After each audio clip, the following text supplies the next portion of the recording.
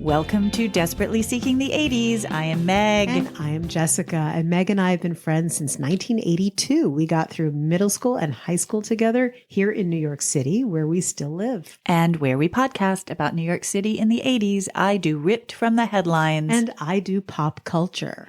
So, Jessica, we have been, ever since I darkened your door, half an hour ago, we've been talking each other's ears off about so much stuff. Yes, we hit the ground running. I know. So let's try and bring the energy into the podcast.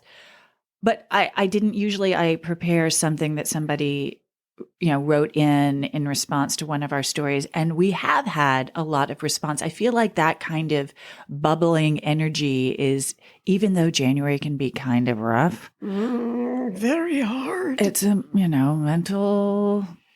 Well, not mental illness, but mental health. Mental health. I think in January, mental health and mental illness are synonymous. And it's not the easiest of months, especially in New York City, especially when it hits like 20 friggin' degrees. That said, I'm feeling a lot of energy from just feedback on the podcast. Wonderful. That people are kind of, they're back from vacation. And well, what kind of feedback are you? I can't remember specifically, and I didn't write it down, but it's just nice. It's nice to hear the little burbles of engagement. Well, bring it on. That is great. And for all of you burblers out there, hit follow and get your friends to do the same. Burble.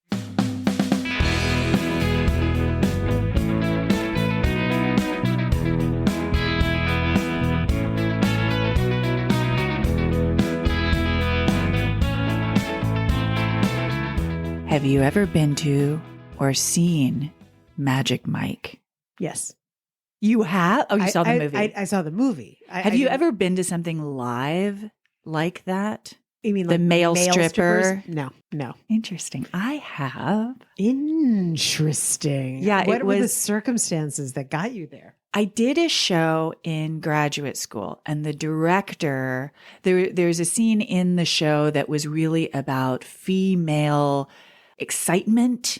And he wanted us to sort of experience that as a group. And he thought of what he'd heard about women in male strip clubs. And so we all went to a male strip club to sort of have that communal frenzy as research for doing this play. Oh, and come on, you've been to like a bachelorette party. Not like that. No, I haven't. Oh, someone we went to high school with invited me to the bachelorette party, not to the wedding, which is weird, by the way. That is really poor form. And then the stripper came in and I knew him because he was an actor. All right.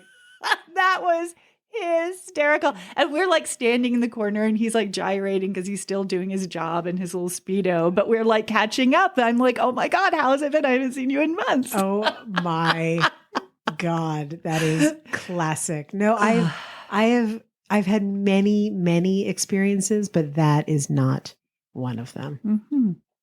My sources are. Welcome to your fantasy podcast. Highly recommended. Secrets of the Chippendales Murders. Welcome to Chippendales. You knew we were going to Chippendales. I figured. Okay. And good old New York Times. Now bear with me as I tell this story because there are so many twists and turns. And I was trying to figure out really what the theme of it is. And I think I figured it out, but I need your help. I am going to quote Robin Bird, I'm going to sit back, relax, and enjoy the show. And if you have questions, please pipe in. Okay. On April 7th, 1987, at a little after 3 p.m., Will Mott was in the bathroom in the hallway of his office on the 9th floor at 264 West 40th Street. So that's near Port Authority and the Garment District. Can you picture those I certainly buildings? Can. Yes. And so you can imagine, the hallways that have offices. They're like a zillion offices on one gray hallway. Right. And there's like a landlord in this office and a who knows what in that office and an advertising guy and people working freelance, I guess. Right? Like have solo their offices. practitioners. Sure. Yes. He was the proprietor of Will Mott Management. He managed actors and shared his office with his partner, Audra Vidnovak. Nick DeNoia, who ran Chippendales Universal, which was the touring company for the male strip club on 61st and 1st Avenue, had an interior office in Will's space. So okay. Will and his partner had a big office, and then they had like another room in the back, and they rented that out, subleased it out to Nick DeNoia. In the bathroom, and the bathroom is in the hallway, right? Right next to the elevators. In the bathroom, when Will Mott was in there was another man washing his hands. Will took note of him because their office was the only one that was actually occupied on that floor. Oh, that alone is weird. No. Eerie, I guess. Will returned to his desk, and a few minutes later, that man from the bathroom came into the office space and asked Will, "Are you Nick?" Will answered no. The man walked past him into Nick DeNoia's office, approached Nick, who was seated behind his desk, and said, "You're dead." He then shot Nick in the face, right in his cheek, turned around, and ran past a shocked Will Mott. Will was able to give the police a pretty clear description of the man, 35 to 40, 5'6", 145 pounds. And he helped develop a composite sketch, which incidentally was really accurate. Wow. I assume Nick's dead. Oh, yes. Okay. There were suspects from the jump. As one of the Chippendales dancers said, "I'm not surprised someone shot Nick DeNoia." Nick was a choreographer and producer of the New York branch of Chippendales. And one of the guys is like, "No more jazz hands. I can't do another kickball change, fosse. No." I'm so glad you said jazz hands, and you will know why in a second. I'm so glad you said that. Oh, is this what I'm imagining? Is no more bad choreography, Nick? Well, actually, Nick was a very good choreographer, but definitely of that stripe.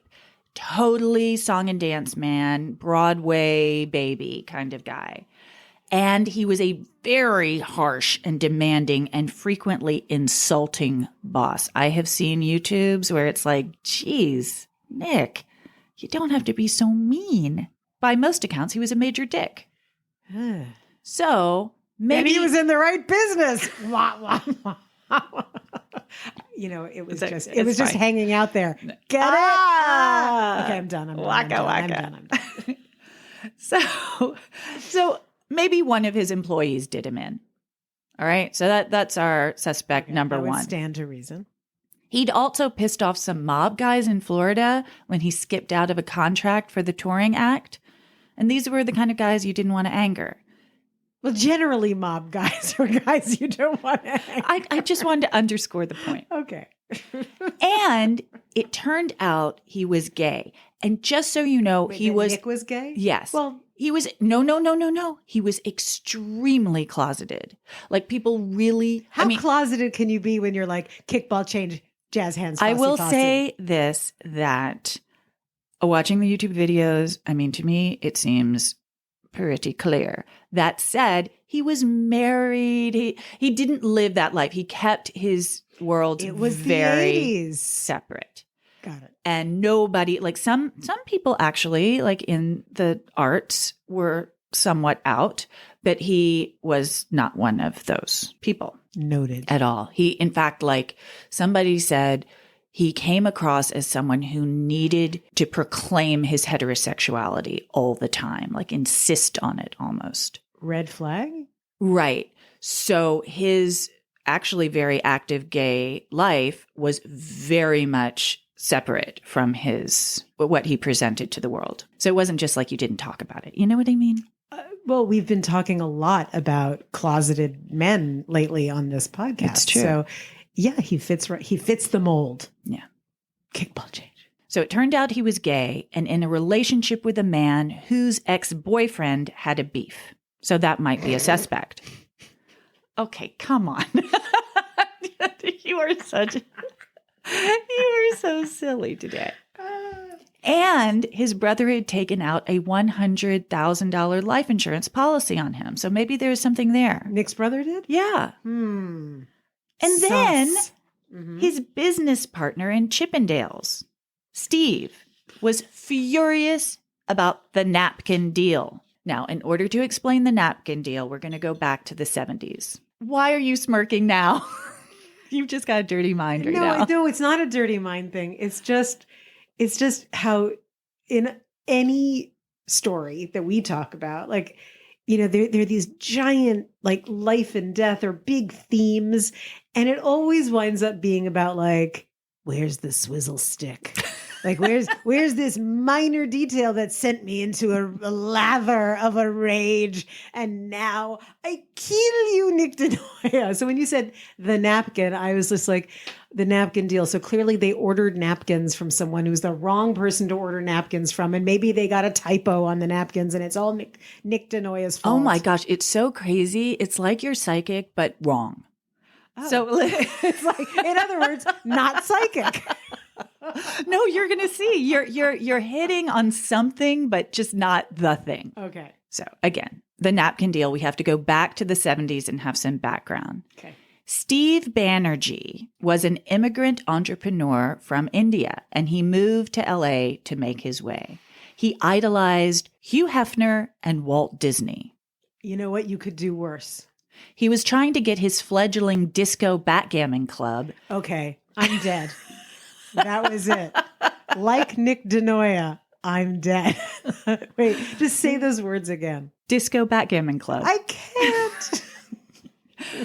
It was called Destiny 2. There, by the way, was not a Destiny 1. He intentionally called it Destiny 2 so people would think that it was so successful that they had to come up with a Destiny 2. That was part of his thinking. He was an entrepreneur. He had thoughts. He had big ideas. All right. Was Electric Boogaloo part of it? No. Okay. Sorry. I couldn't stand it. I had to say it. Okay. Now you need to slow your roll because we've got a lot of story to tell. I'm so agitated today. I worked up. Okay. So he's trying to get his disco backgammon club, Destiny 2, off the ground, and he meets Paul Snider.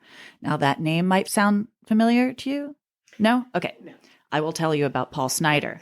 It will sound familiar to a lot of people who are interested in true crime. Paul Snider was the sleazy Canadian boyfriend of Playboy Playmate of the Year, Dorothy Stratton. Oh, that guy. That guy. Oh, bad man. Bad man. He was a mover and shaker, and he had a great idea. Back in Vancouver, where he was from, there was a club where men stripped for women, and the women really ate it up. And Paul convinced Steve to give it a go at Destiny 2. Now, you know, he's got his girlfriend, Dorothy Stratton, and all of her friends, and they came up with the idea that the men would wear collars and cuffs and really not much else, like Playboy bunnies, and gyrate around, right? It was pretty cheesy and awkward. Again, thank you, YouTube.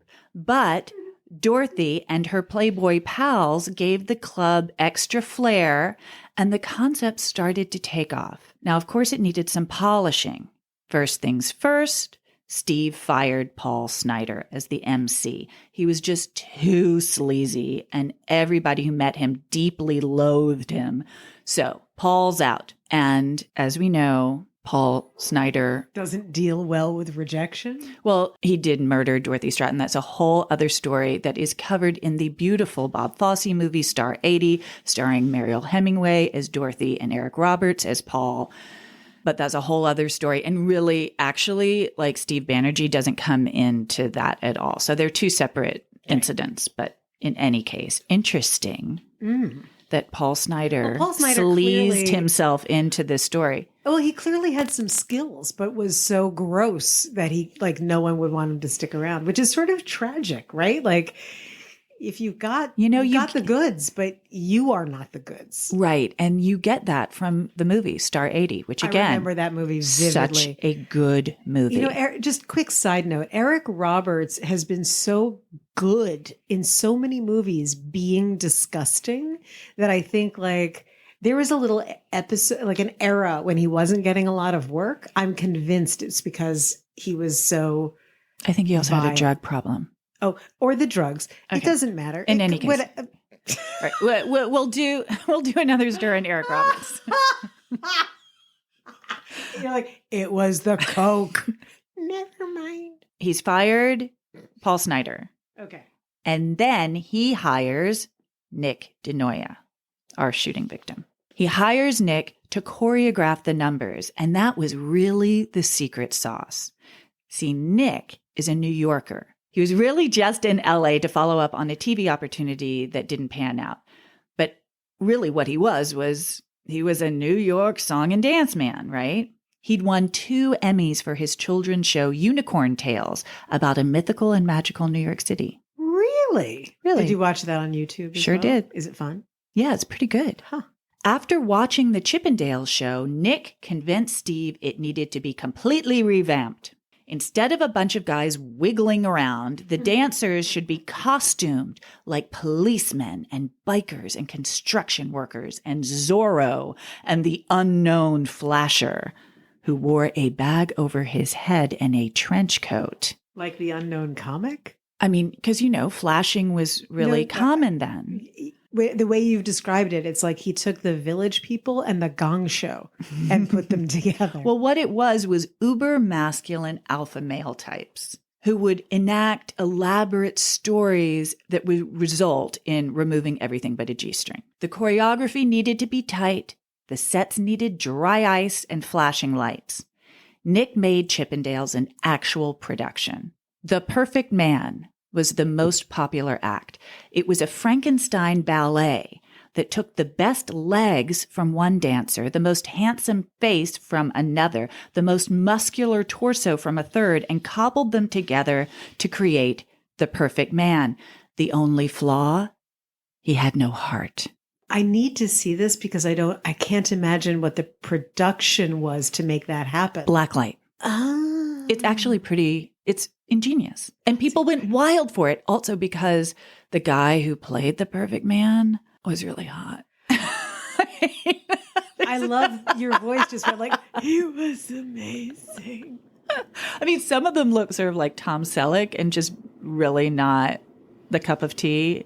But the perfect man guy, he was the pretty good. The effect of all this glow up was almost instantaneous. The women in the audience didn't stop screaming from the moment they entered the club. Going out with the girls could be a debaucherous but ultimately safe activity. And the women were allowed to touch. If you stuck $1 in the guy's G-string, you'd get a full-on deep-throated kiss. Imagine how many women these guys are kissing every single night. I would like to do a callback to our herpes episode. I mean, seriously. Ugh. It felt naughty, but you could bring your grandmother. There was a semblance of transgression, but it wasn't dangerous. Chippendales promoted itself as a place for female empowerment. Flip the power dynamic, be the ones in charge, and the women, who had just recently been allowed to have credit cards of their own, had something to prove and some cash on hand, and for the most part, they bought into it. The Chippendales Club, formerly Destiny 2, was a wild success. Which brings us to the napkin deal. Nick wanted to get back to New York and proposed opening a club there. Steve had no interest in New York, but he liked money a lot. Nick proposed that he open a New York Chippendales club and pay Steve a cut. Steve said, sure, what did he have to lose? In return, Nick wanted the rights to set up a touring show. Steve said, okay. He's a businessman, not a showbiz man, so he didn't really know what a touring company was. He didn't really have a visual on that. Nick wrote up the deal on a napkin, giving himself the touring rights in perpetuity in exchange for opening a New York club, and Steve, for whom English was a second language, signed it. The New York club on 61st and 1st, which incidentally was also where all the wrinkle bars were, and also right. Maxwell's Plum, and right near Dangerfields as well. Right, yeah. It was an instant success. Celebrities loved it. Soap actresses, Valerie Bertinelli, Brooke Shields had her 20th birthday party there. And Nick thrilled to be back on his home turf, promoted Chippendales with the daytime talk shows. He and the dancers were favorites on Donahue and Geraldo and Look Who's Talking. Outspoken and gregarious, Nick became Mr. Chippendale and never hesitated to rub Steve's face in that. The two men would scream at each other, fighting over who was the creator of Chippendales. Now, Steve was making money hand over fist, but he was also saddled with discrimination lawsuits, and this is just a side story. Men were allowed into the LA club after the strip show. So it was women only for the actual stripping, and then they opened the doors and the men came in. Now, really, I should say white men were. Black men were given all kinds of excuses why they were not allowed in, and they started filing some lawsuits. Now, lawsuits are a lot less fun than running a super popular club in New York and being on TV. So Steve's life, not so fun. Back in LA, feeling left out and disrespected, Steve decided to go all in on merch, specifically calendars. Unfortunately, because he was also a dick, apparently, he was rude to the printer of the 1987 Chippendales calendar. You never fuck with your printer. No. Oh, And then he didn't check the proof. And he ended up signing off on 1 million calendars that had 31 days in every month of the year. Oh, no, he didn't. The $300,000 loss was nothing compared to the hit to his ego. Steve was mortified. And to make matters worse, Nick's touring shows were making a killing. But Steve, who hadn't understood what in perpetuity meant when he signed that damn napkin, wasn't getting a penny of the profits. Also, there were whispers that Nick was forming his own mail strip group called U.S. Mail. Their tagline was, "We deliver." I thought you would like that. I'm in heaven. This is the best. It was at this time that Nick got shot in his office by an unknown assailant. And in spite of dozens of people with a motive or a grudge, the police couldn't pin it on anyone and the case went cold. Then, in 1990, a man known as Raspberry. Is that R-A-Z-Z? No, just like the fruit. We were a little punchy. Oh, no, this is just an outstanding story. Raspberry contacted the FBI and told them that he'd been hired to fly to London and inject cyanide in the necks of 2 former Chippendales dancers who had started a male strip group called Adonis.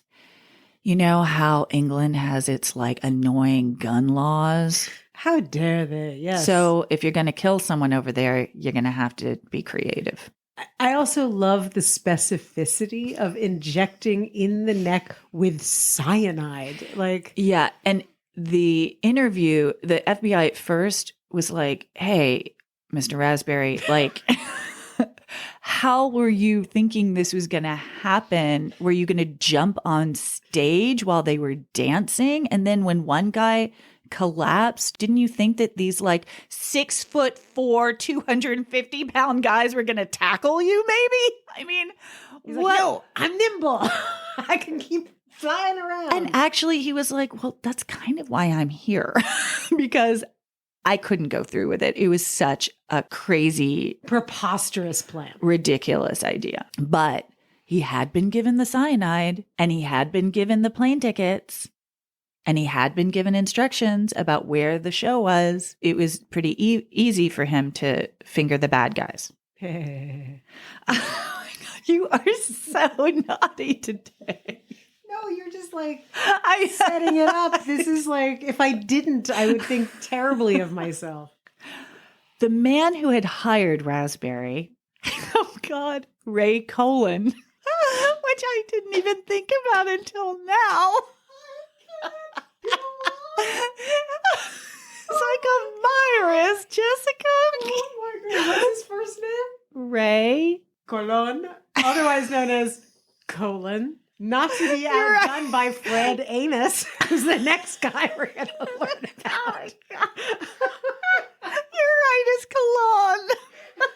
It doesn't matter. But it's spelled colon. Yes, but it's fabulous. I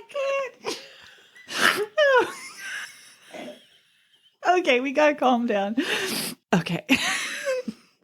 Ray Colon, once the FBI got him into the office, he told the FBI that his old friend, Steve Banerjee, had hired him for the job, which you saw coming a mile away. Wait. Is Ray Colon raspberry? No. Okay, Ray so Colon. How did Ray Colon get roped into this? He's so busy a really laughing. old friend of Steve But how did Banerjee's. you should talk to the FBI? Because Raspberry said, Ray hired me. Ray hired him. And right. so then FBI brings in Ray, and Ray goes, Steve hired me. And Steve hired him to find someone to kill Nick DeNoia back in 1987.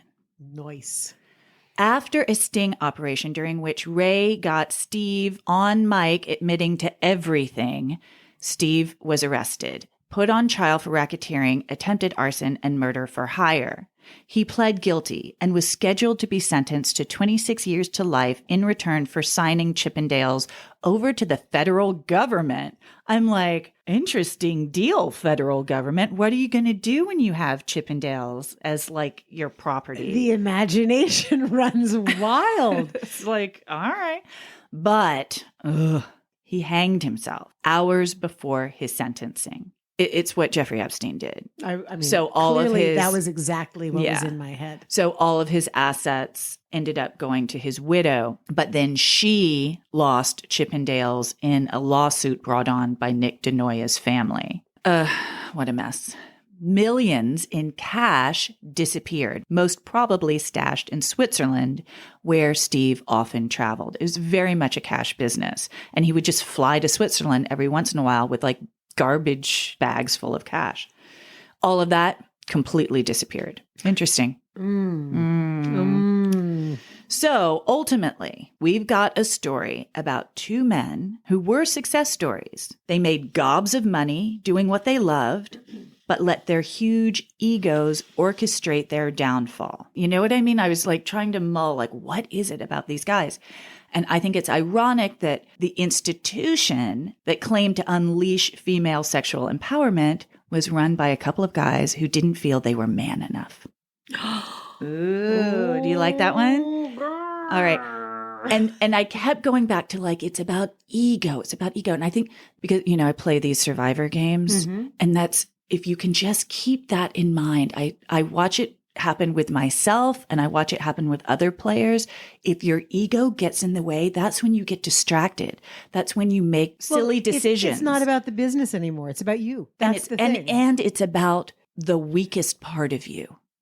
It's about your insecurities. Nicely said. Yes. So I'm thinking about ego a lot, right? And it's not, trust me, it is not easy to keep your ego at bay. I mean, your ego wants to like... Look, I agree with destroy you. I'm not distract going you. to put you in this category. Okay. You are an actor, but I'm not putting you in this category. Every time I see some tabloid, you know, even People magazine, whatever, about actors behaving badly or celebritards or whatever they are behaving badly, I'm always struck by, I always think, well, how did you get into this pickle? Invariably, if you sort of just sit and very sensibly go backwards with the story, do a little digging, like what is this person's background? Everything starts with, I'm not good enough. But this intense insecurity and awareness that there's always something more. Well, hits yes. a certain personality a particular way. And it's politicians too. Well, and it's interesting too. Look, we live in New York. This entire city is fueled by people who want to achieve. Yeah, by ambition. People who want to achieve something. And so that kind of energy, friggin' fantastic. Go for it. It's how things are going to get done. I'm all for it. But at some point, without perspective, you're going to lose track of what you actually have. And you're certainly not going to enjoy what you have because it's never enough. It's never enough. Never. But then there's this thing about ego that I'm trying to get to. It's like both these guys, right? Both Nick and Steve were outsiders. Steve was an immigrant, and then Nick was leading a double life. Nick wanted fame. Steve wanted fortune. They both got it, but they didn't recognize that they both got it. But really what they both wanted more than anything was respect. And when they kept disrespecting each other, that's when the ego comes in. And it was the downfall of both of them. And they weren't willing to give respect to each other. It's not a zero-sum game. It's about affirmation. You're saying ego. I agree, it's ego. When affirmation, that much needed affirmation is externalized, you never, ever reach it because it's never something that you never set the bar yourself. It's the minute that the wind blows and something else happens outside of you, you have to raise the bar. You have to just keep going. There's this show that I've been watching on Max that I adore, and it's hilarious. It's called The Other Two. And it's really fun. It's so great. And in the last episode, the guy who's the actor, who's been horrible, apologizes to his best friend who's also an actor, for having been such a shit. And he's trying to explain why. And I wish that I, could call this up perfectly, but he's like, I know why. Like, you don't have to tell me, because you want to become incredibly famous and you want everybody to love you and you want to be completely affirmed, and then you want to be powerful, but you want to be so powerful that then you can crush all the people who didn't like you before, and you can tell them how much better you are than they are. That's why you are. And I was like, oh my God, that's what everybody's about. So I agree with you. And I think that any industry, anything, those people who are fragile, the most fragile people, are always going to be the ones who are externalizing their self-worth. Yes, very well put. And we could go on. We haven't even really touched on the whole concept of like men taking their clothes off in front of women and how that's different from women taking their clothes off for men and all that kind of stuff. But you know what? I'm sure we'll come back to that at some point. Well, we don't even have to get into that. The one thing I will say about it, and I'm glad that you brought it up, is that when women do it, it affirms an existing social structure. When men do it, it's a novelty act. And that's the entire difference. It doesn't change anything for the men to do it. It doesn't change a power dynamic. It's a power dynamic that's changing in a room where everyone knows it isn't real. Because those guys are also, as you mentioned, 6'4", 250 pounds of solid muscle. A girl touches him the wrong way, he can rip her head off. A guy touches a girl who's on the pole, he can rip her head off if she doesn't do what he wants in a split second. So that whole Chippendales thing it's almost like it's making fun of female sexuality. There's something about it that is condescending. Not saying that female what we think of as normal strip clubs are any good, but it's not like there's no positive social change inherent in Chippendales. I agree.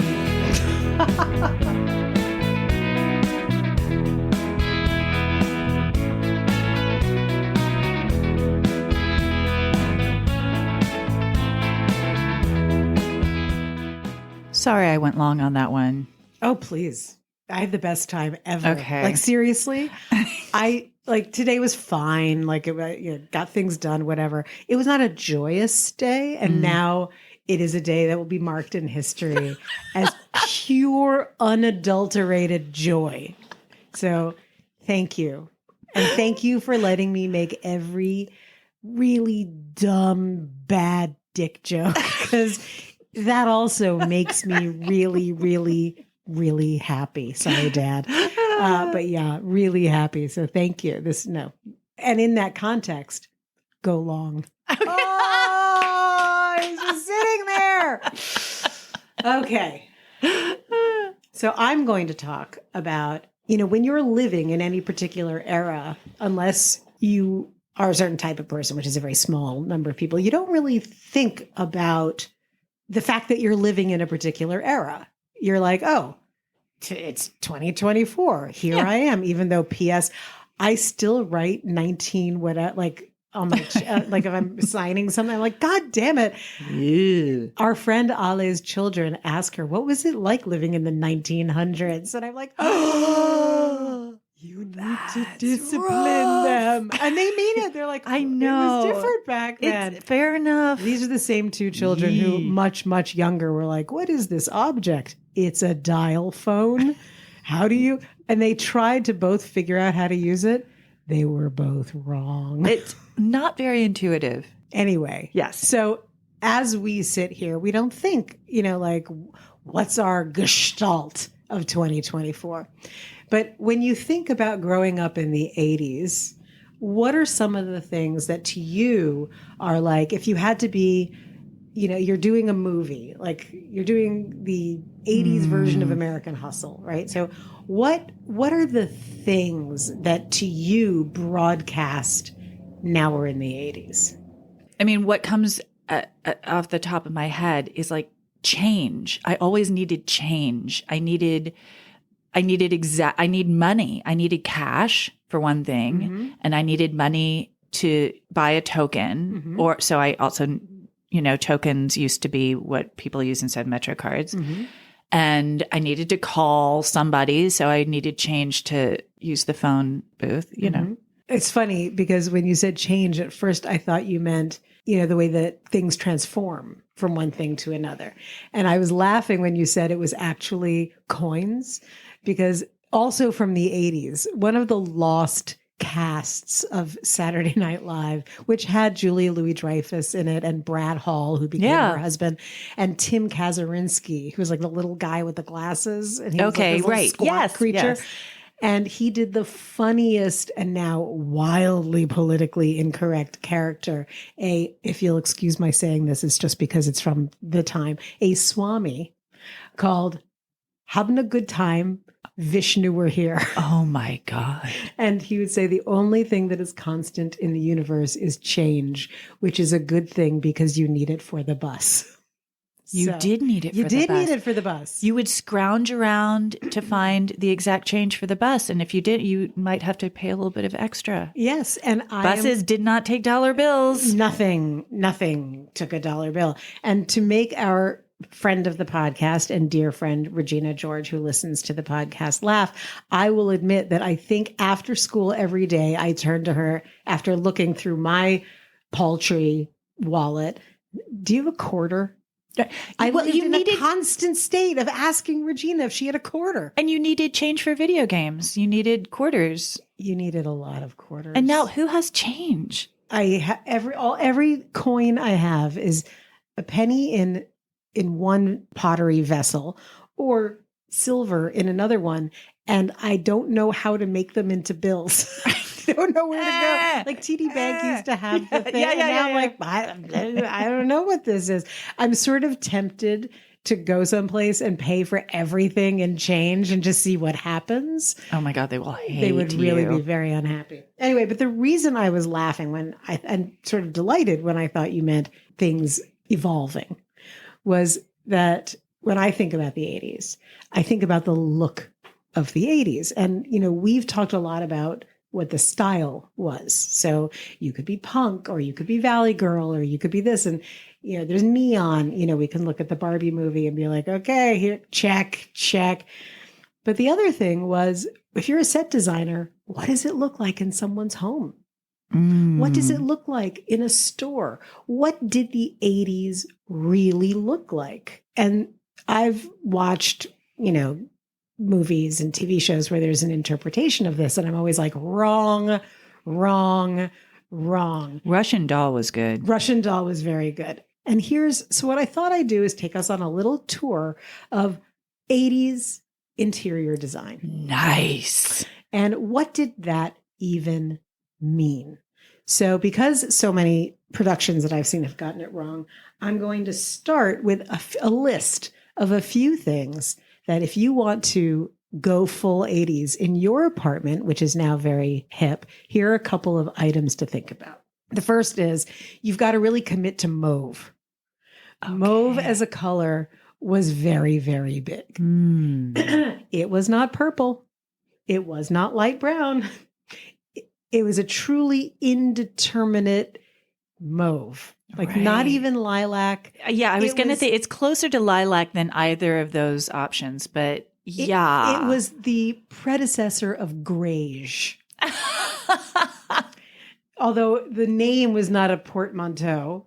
And in fact, I will bore us to tears on another episode where I will tell you about how mauve was invented, that it's the first ever synthetic color that was ever made of non-natural materials. Jessica, please do that. Okay, well, we'll get to that. Okay. But it opened the idea of being able to create synthetic colors was what changed fashion in the 1850s, I think, 1840s, 1850s. And if you ever look at anything in the Metropolitan Costume Institute, you're like, what were they tripping on? That they were like, here's an acid green and puke yellow dress with a hot pink check. Because they were playing around. Yes. They were finally making fake colors that wouldn't run, that, they could put on cotton, they could do silk, they could do whatever. So mauve was the predecessor. Anyway, 80s mauve. Also, the heady mixture of gray and purple, deep purple on walls. On walls. That was a big on walls scenario. Another thing that was very big, we partly have our friend Ralph Lipschitz to thank for this, but preppy, not only in your clothes, preppy at home.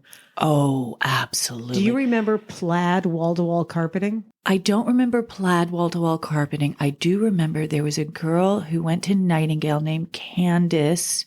And I remember her. And her house was the preppiest apartment. I mean, if you wanted to know what preppy was, that was what it was. And Describe. It was that green, I was that just bright say, green. Bright. Oh, like a Kelly green. Yeah, a Kelly green. And I think it was a carpet situation. It was super waspy.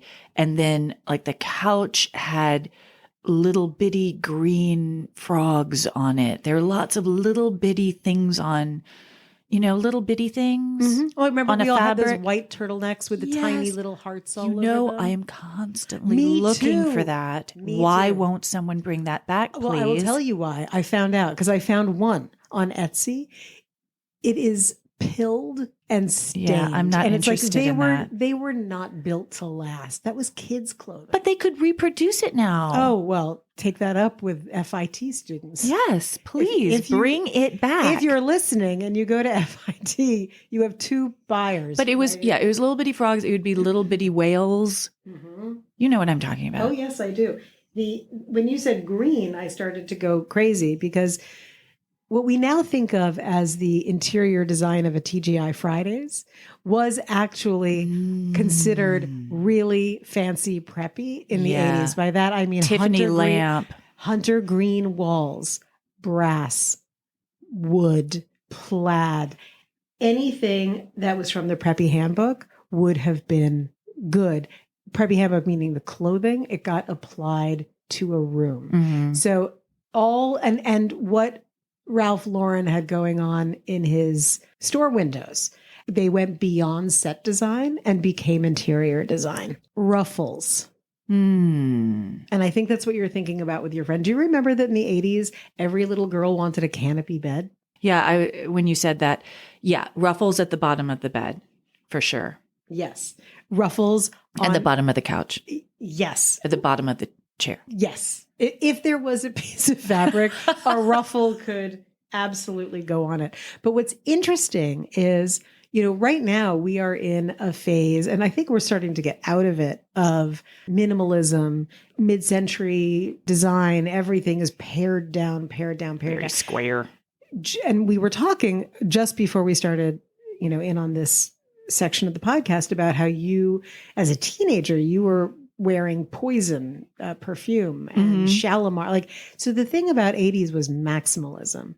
the idea of a mid-century console table would have been like, ugh, barf, puke, never. Boring. Like, that's office furniture. ugly. Yes, exactly. That all got knocked off, put a naga hide cushion on it, and now that's your dentist. Right. So everything was, if there's a doily, put another doily on it. If there's a ruffle, put another one and make sure it has a pattern. So maximalism, very, very big. On the other side of it, though, there was a lot of glass and a lot of, well, brass and glass, or glass and chrome, which went along with brutalist, sort of a nod to brutalism. Do you remember that everything had like, it was like a cylinder. There were a lot of like abstract, like wall art that was like metal and cylinders with like a wire. Do you know what I'm talking about? I do know what you're talking about. Our friend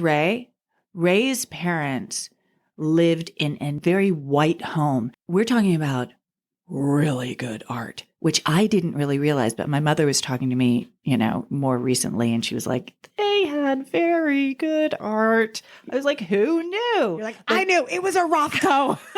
Exactly. But it was definitely the kind of house that you didn't touch anything. I mean, it felt really cold. It didn't feel like a place that you wanted to go after school. So fortunately, Ray always came over to my place because my place was not that not that at all.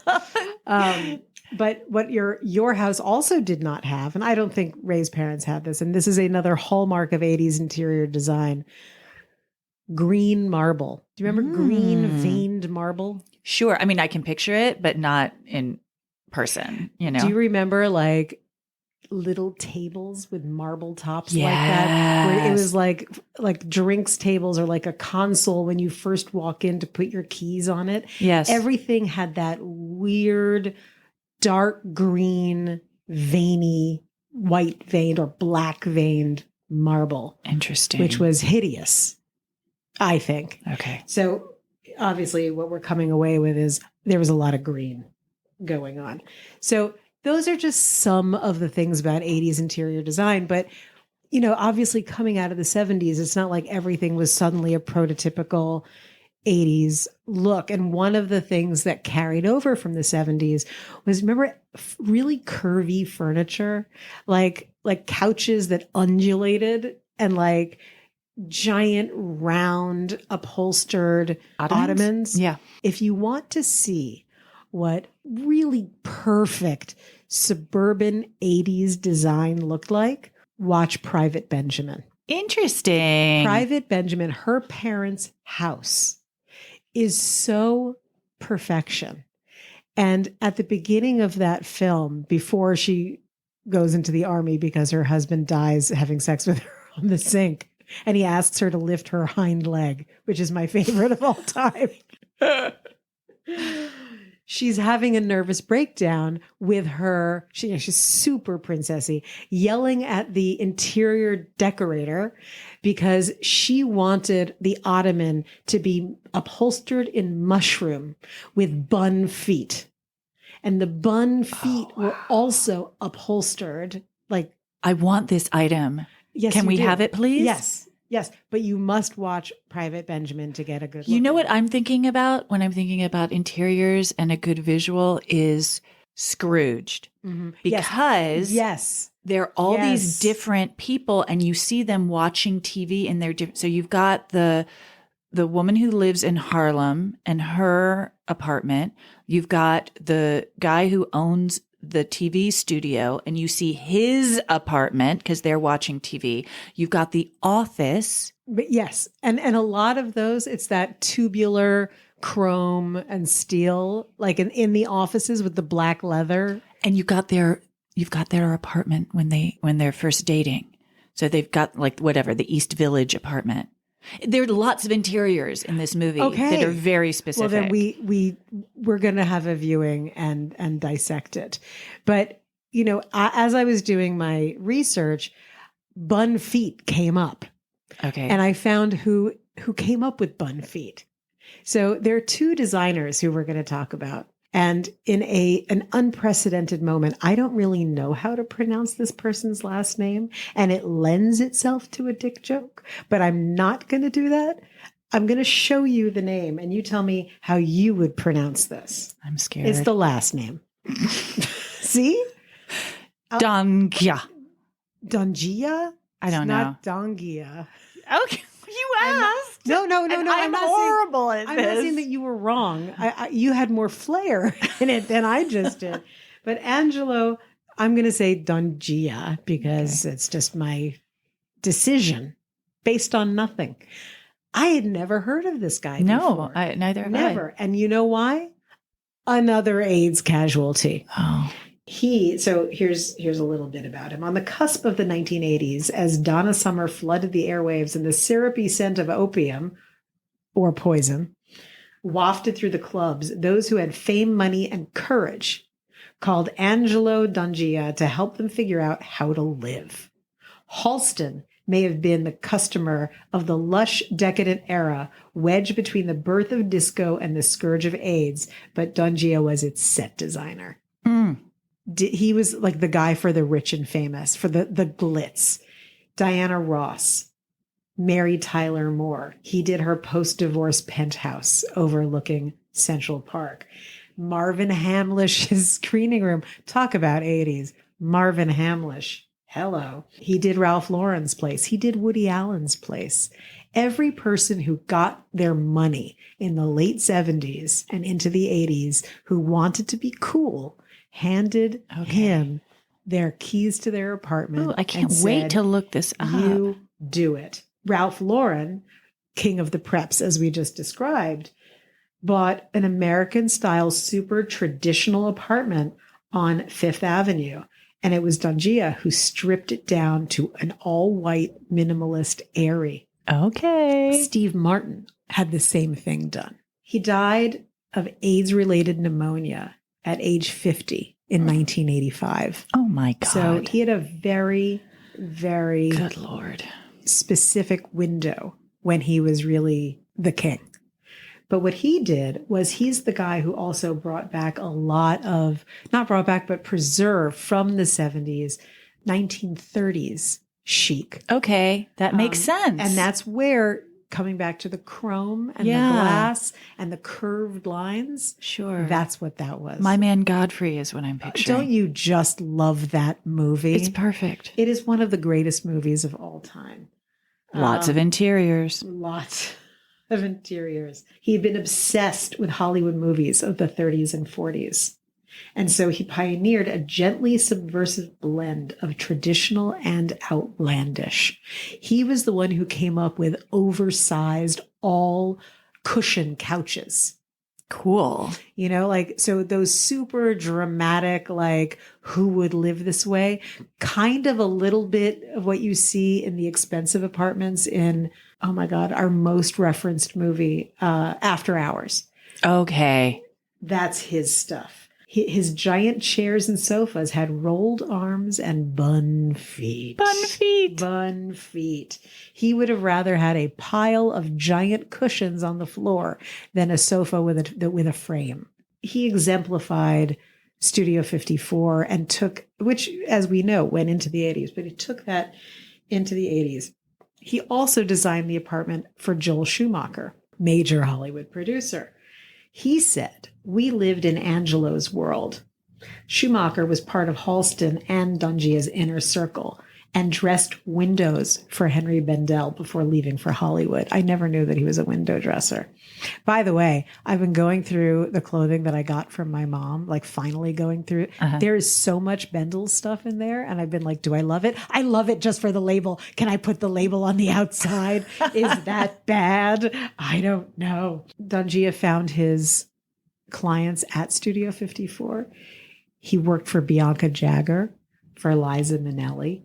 He had his home was an Upper East Side townhouse that was Art Deco fabulous and 1980s fabulous with raw materials. So he was a flash. And he brought a modernism that was very gentle, but it was definitely modern, but so different from mid-century modern, like completely different. On the other side of the spectrum, we have someone who I heard of him at all, and certainly in the way that I'm about to describe him, from our friend Nick for the first time, because Nick has had some experience in interior design. But the other side of the spectrum, and now we're going back to the ruffles and the super preppy, was Mario Buada. Okay. The Prince of Chintz. Okay. So Mario Buada was the king of put another ruffle on it. He was the one where you were talking about fabrics having little patterns on them. That was him. Everything was draped in fabric. The canopy beds, he was responsible for those. So everything that Angelo did that was a retro looking forward, this guy was obsessed with English country house chic. Got it. And there's a story about him, I think when he was like 4, he grew up on Staten Island, and he bought his first antique at like the age of 11, and it was a Georgian writing box. And that was everything that he wanted to do.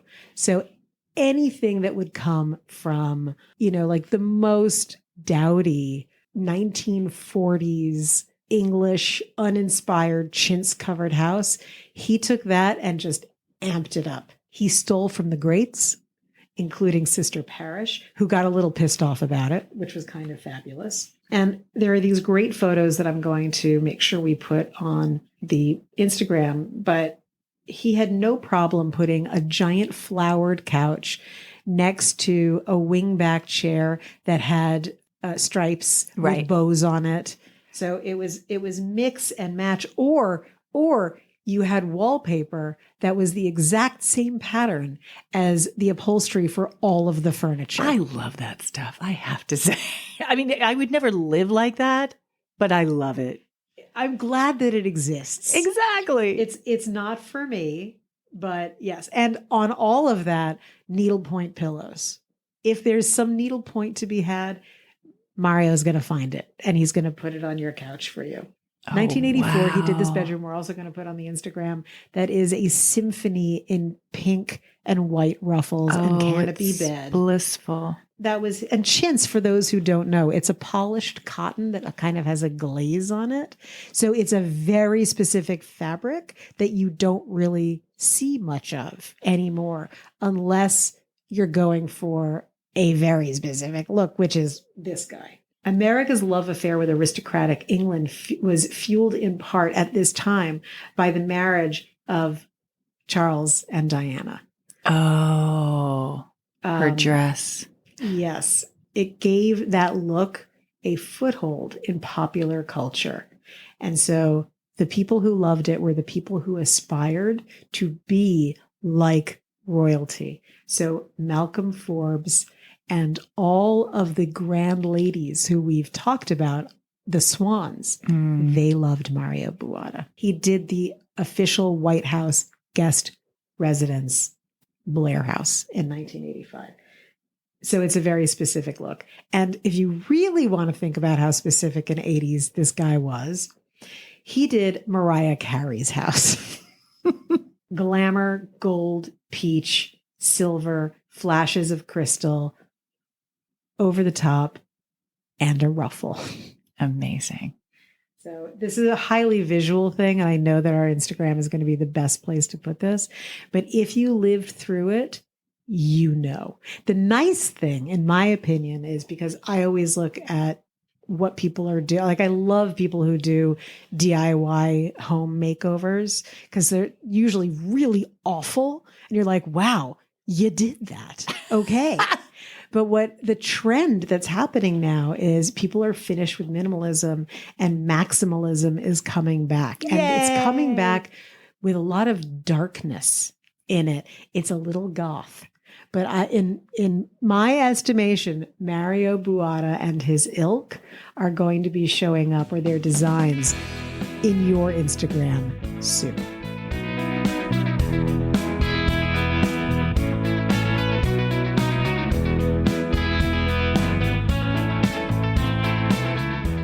Go. Tie it. Tie tie it in. Tie it in. Okay. The first thing is that the two guys in your piece, outsiders. The guys in my piece, outsiders. No one from Staten Island ever grew up in an English country house. Yeah.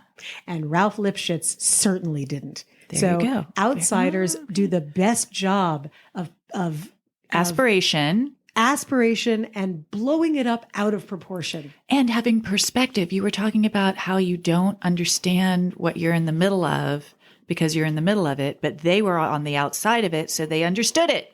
Exactly. Maybe? Yes. The other thing is maximalism, being over the top. Chippendales, absurdly over the top. Well, actually, These that was guys my design tie-in. over the top. Chippendales was named after the furniture. Oh my God. That's it. I'm embarrassed that my God, I'm worth nothing. Perfect.